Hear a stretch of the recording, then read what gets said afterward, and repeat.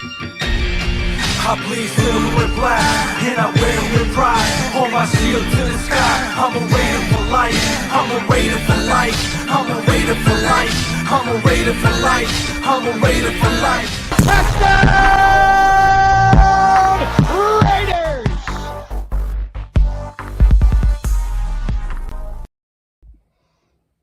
Good afternoon, Raider Nation. It's your boy Mikey Raider coming to you with a little bit of sad, but a little bit of happy, and a little bit of Goonie spirit. Because Goonies never say die. Please hit that thumbs up, that like, that subscribe button. Consider becoming a member of this channel. Buy me some tacos. Support your boy trying to make a living out of no living. First off, I want to thank every member of this channel. I do not have the names in front of me. And I also wanted to thank for a donation of some tacos, VC. I added you on Venmo. We are now friends for life. Appreciate y'all. Everything, links and everything to merchandise and whatever I got going down below. All right, the Raiders face the Kansas City Chiefs, our biggest rival of as many years. And we have a long-standing history with them, especially ever since they got Patrick Mahomes and Andrew Reid. That being said, we've had a tumultuous, I don't even know the word tumultuous season. But we got rid of the negativity, and we have all been able to come together and quickly find our Raider way, our pride, and our fight back. But we had a couple of tough opponents after 2 victories versus the New York teams. Then we knew we had some real good NFL teams in the Miami Dolphins, which we held our own. We fought with pride, and if things would have went our way in a couple of different areas, we might have either won it or at least tied the game up or whatever the case. But we made some mistakes in that game, coaches-wise, not letting Aiden O'Connell eat per se. He also struggled with the blitz, and it was like a little bit of a wake-up game for a lot of Raider Nation that were feeling the positivities. Okay? So what's happening again is our emotions started to go up, and then they come back down to reality. But many of us are based, I'm based in reality, and I didn't expect us to win either of these games, but I did have positivity that the games would be closer than we thought, and they technically were for the most part. Now, you're here to watch the review of the Kansas City Chiefs game from my perspective, and I just want to let everybody know, full transparency, I had to watch the game through the red zone. My official channels were not working to stream the game itself, so I had to watch it through the red zone, where they show you not every play, they show you every few other plays than when they're in the red zone. And I have not been able to watch the post-game press conferences to find out the narratives and the storylines officially that are happening on Twitter or X, because I have some personal issues. My brother is on my mind. He's in the hospital fighting for his life from alcoholism and stuff, liver disease now and everything, and he's constantly going in the hospital and feels like... Sorry about that. My phone fell. It doesn't want to work. Just like the Raiders team. I'm just kidding. But no, my brother is fighting for his life post-addiction, and it saddens me and it messes with my emotions, and I haven't been able to really get on track with anything, so forgive me. But let's do the Chiefs review versus the Raiders from my perspective after watching it on Red Zone and not watching press conferences or any of the storylines. But I can predict one storyline that is either happening right now or in the weeks to come, and that is whether Antonio Pierce deserves the job or not. It might be too quick to say that, But again, after the first game or two, all the media and all the press needed a good story, so they were calling Antonio Pierce the next coming, and that Mark Davis should hire him right now for next year. Like, and that's a little bit premature ejaculation from an honest standpoint. And then people were questioning how many games should he win, and it's about all of the above. It's about how many games he wins, how the team plays down the stretch through any adversity, which we are seeing at the moment, a little bit of adversity and stuff like that. So this is a question that, in all fairness, we should revisit at the end of the year. But we're all going to do that every week. Whether last week it was about Aiden O'Connell being benched for Garoppolo or that he sucks, and whatever the narrative is this week. And then just in retrospect to what happened with Aiden O'Connell last week, I just want to give kudos and credit. I made a video a couple days ago, didn't get a lot of views. Nobody seems to care. But I was calling the video No Holds Barred because the Raiders needed to be no holds barred this week to even have a chance, meaning they put handcuffs on Aiden O'Connell last week, and they even admitted as much, and they made a mistake. And so I was saying this week they were going to take the handcuffs off and let the kid be a kid. He's going to make mistakes. He's going to throw interception. He's going to do what he's going to do. But how can you train and learn what type of a player he is if you put handcuffs on him? Albeit we wanted to see more from the run game, from his legs, if he has anything to get out of the pocket. And I just want to say that I didn't personally see that much of it this week, of him trying to get out of the pocket and create a little bit of a lane to throw to somebody else. I don't remember him doing that this much this week, but I do remember him not folding to pressure on a couple of moments, going for the big bomb, even though I think he got sacked on one of them. I remember the kid standing in there and taking the hit like a champ. And that goes a lot. And that goes a long way as well toward, the kid learning how to take a hit and standing in the pocket, going for the big bomb or the big play, even though he did get sacked on that one occasion that I can remember.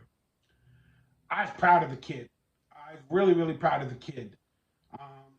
A lot of the passes were short, but we did take our shots, and we did try to have a Josh Jacobs game.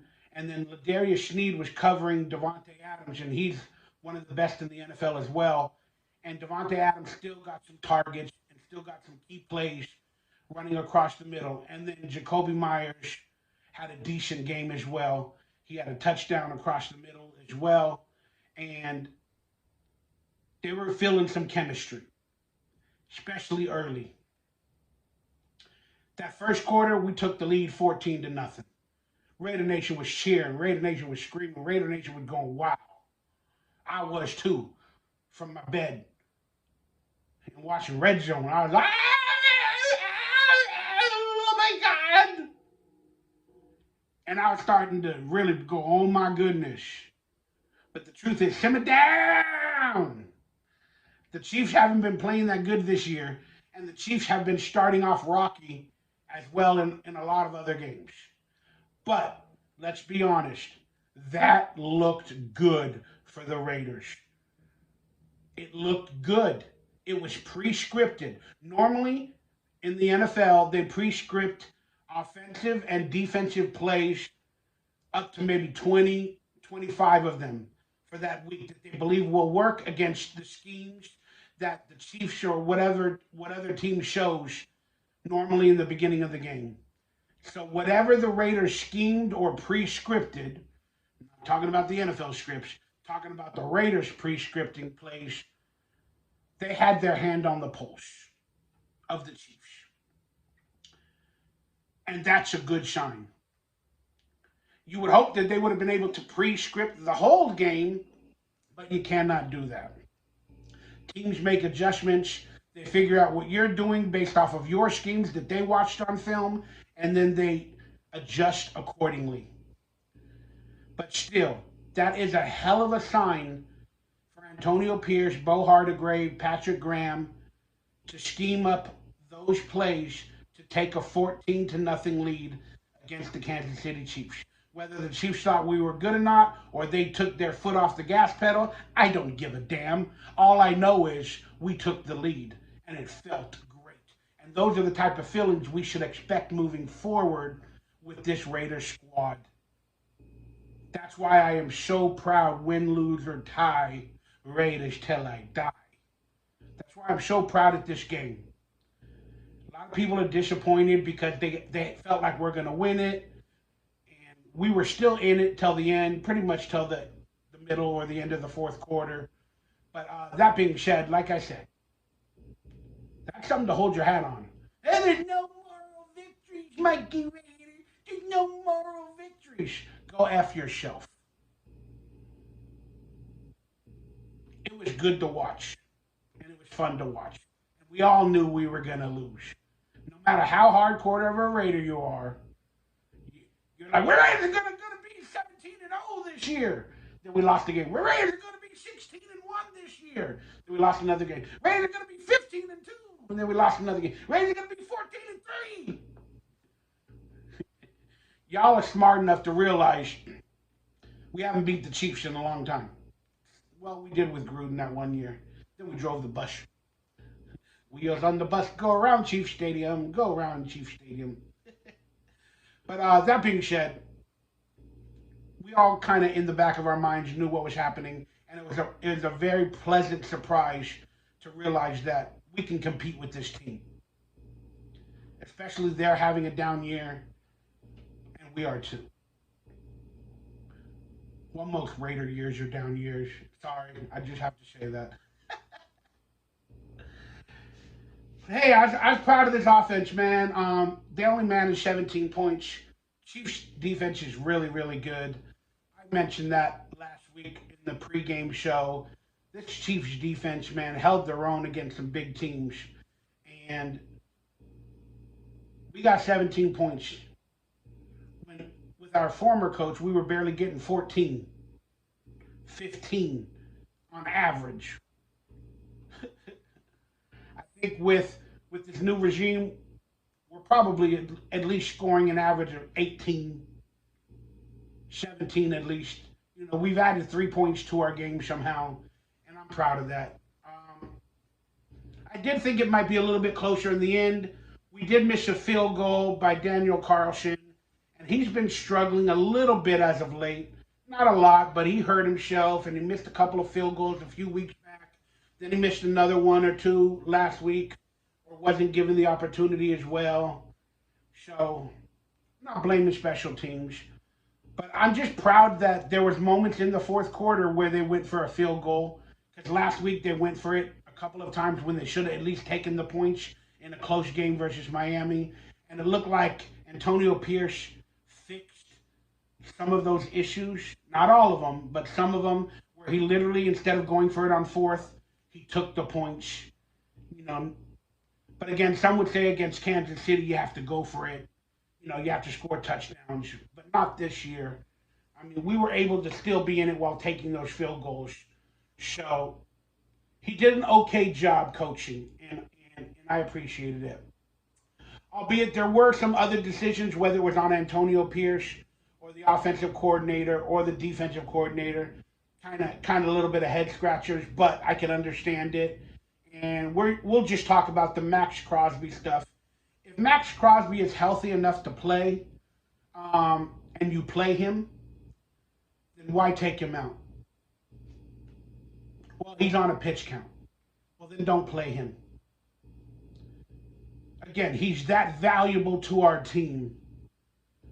But again, people could say, well, that's wrong. That's the wrong type of thinking, Mikey. He was on a pitch count. Okay, I get it. I do. I'm not saying that I'm correct and you're wrong. But like, in my mind, with such a valuable key piece, if he's that possibly injured, but they allow him to play, the risk of injury goes up for such a key, valuable piece for our team. But they allow him to play. But now you're going to handcuff and stifle one of the best players, but you're going to allow him to play. He can get injured on any play. Well, we don't want to make it 20 plays. Huh? I don't know. Again, for me, that philosophy is a little weird. I'm not saying it's wrong. I just don't understand it. If you're going to allow him to play, he can get injured anytime, any play, anywhere. And yes, he was fighting to play. They probably didn't want him to play. They probably didn't want him to. But knowing the history between him and Mahomes, Max Crosby was chomping at the bit. He was yelling at the coaches, I got to get in there. I got to get in there. And again, this ain't about Max Crosby. If they allow him to play, whether Max Crosby helped them allow them to play, if you're going to allow him to play, then allow him to play. You're saying injury be damned. Again, it's a weird thing. But they took him out of the game on many situations. Then I think it was the fourth quarter. We're probably down by 10 or 11 or something like that.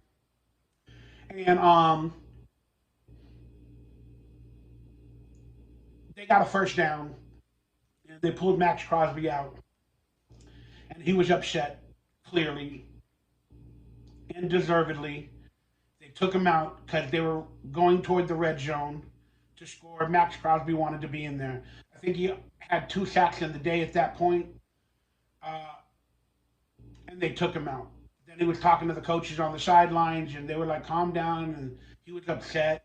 And then 2 plays later, it was 3rd down and 6, and they threw Max Crosby back in. For me, it's weird. It's weird. It's just weird. So I'm not saying it's wrong. I'm not saying it's right. It's just weird. Because you're going to take him out to save him 2 plays earlier. Then you're going to let him go back in on 3rd down. Why? Because it's 3rd down and it's an important down. They want to stop him to a field goal and just let him play. He didn't want to get out in the first place. You allowed him to play. Let him play. All right, just my philosophy. I'm not going to harp on it anymore. But, man, I love the fight in this team. And, again, I love Aiden O'Connell throwing the deep ball, standing in the pocket. Josh Jacobs struggled a little bit here and there, but he had a big 64 5-yard run that he broke, and that was beautiful to see. It was shades of last year's Josh Jacobs, and I was enjoying this game wholeheartedly. Again, Patrick Mahomes was able to come back in the game, and that's what he does. That's what they do. And it was the game I expected. I expected the Raiders to be in it for the most part, but I expected them to lose. And people say there's no moral victories. I take one. I take one. Of course, the Raiders are not happy with it. They wanted to have victory cigars in the locker room, but this was a good game. We're going to beat some teams moving forward. We are going to beat some teams moving forward. Doesn't mean we're going to make the playoffs. Doesn't mean any of that other stuff. But the heart that this team has now gained,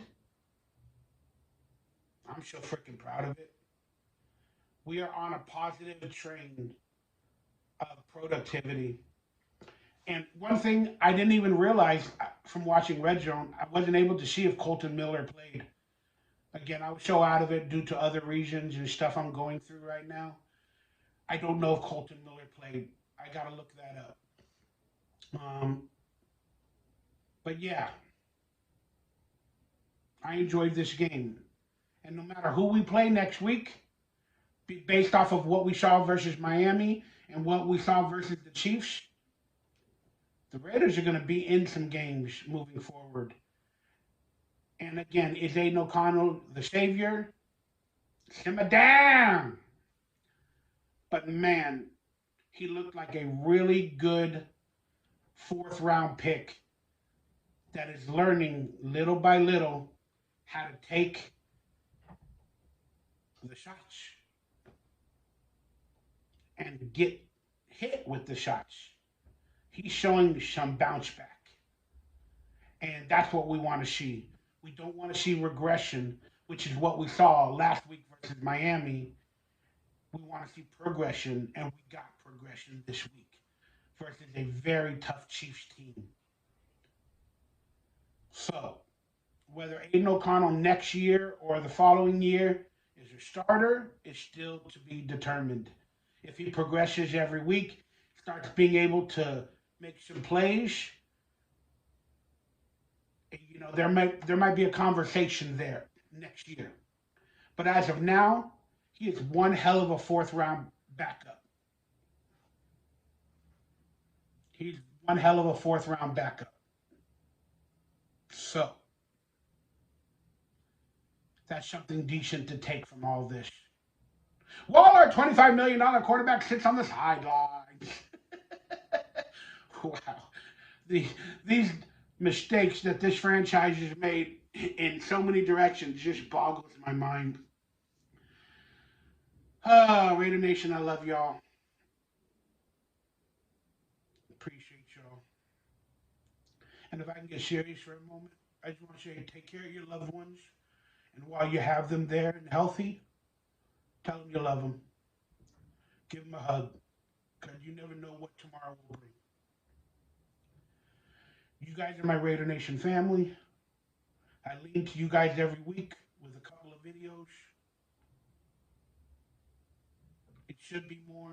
I should do more, but I struggle. But you guys are my ride or dies, and I thank you, truly, from the bottom of my heart. Thank you for being in my life. And prayers to my brother. He made really bad decisions most of his life, and now he's paying for them. But I'm praying that he has more time on this earth and more time to have some more adventures where maybe he can finally live around people that love him and respect him, and he could at least see a future for once in his life through all his pain. I need some good vibes and some good thoughts, y'all. And man, I wish we would have beat the Chiefs. I wanted to go live every day if we beat the Chiefs. I said I would go live every day this week if we beat the Chiefs. So when we were ahead 14-0, guess what? No matter what pain I was dealing with personally, emotionally, physically, mentally, spiritually, and financially, I was happy. I'm going to go live for the Raider Nation every day if we beat the Chiefs. And we weren't able to. But I'm making this promise. I'm going to go live this week, probably Friday night, and I'm going to have some of you guys as guests. And we're going to talk Raiders, we're going to talk love, we're going to talk positivity, and we're going to have a good motherfucking time at life, enjoying each other's company. Become a member on this channel. That's where the link to join the live stream will be. It'll only be for members, unfortunately, because, they support me so much. All of you do too as well, and I appreciate that. But the live stream, we gotta make it for members. I gotta do something special for the members. I hope you guys understand. So if you're a member, in the chat room for the members only post, the link to the live stream to join will be there probably sometime Friday or at worst Saturday evening. So consider becoming a member. But even if you can't, I love you, appreciate you. Hit that like button, hit that subscribe button, and leave a chat in the chat room or in the bottom part, whatever they call it. Right. I'm a Raider, I'm a Goonie, and that way I know you stayed this long. Thank you guys for everything. Now I'm going to watch the post-game press conferences and all that other stuff a little bit later today. Hopefully get caught up to date with the storylines. But moving forward, the storyline for me is Antonio Pierce our next coach for sure? No. Is Aiden O'Connell a starting quarterback next year for us or anybody else? For sure? No. But do we have a team that has pride and is going to fight no matter our record the rest of the season? You're damn right that's what we got. That's the storylines. Plus, we can be in any game this year, no matter who we face. We're going to be in it. And that gives me pride. Stay healthy, stay happy, stay blessed. Remember, I'm a Raider and I'm a Goonie. And Raiders and Goonies never say die. I love y'all. Blessings. I bleed silver and black, and I wear it with pride. Hold my shield to the sky. I'm a Raider for life. I'm a Raider for life. I'm a Raider for life. I'm a Raider for life. I'm a Raider for life.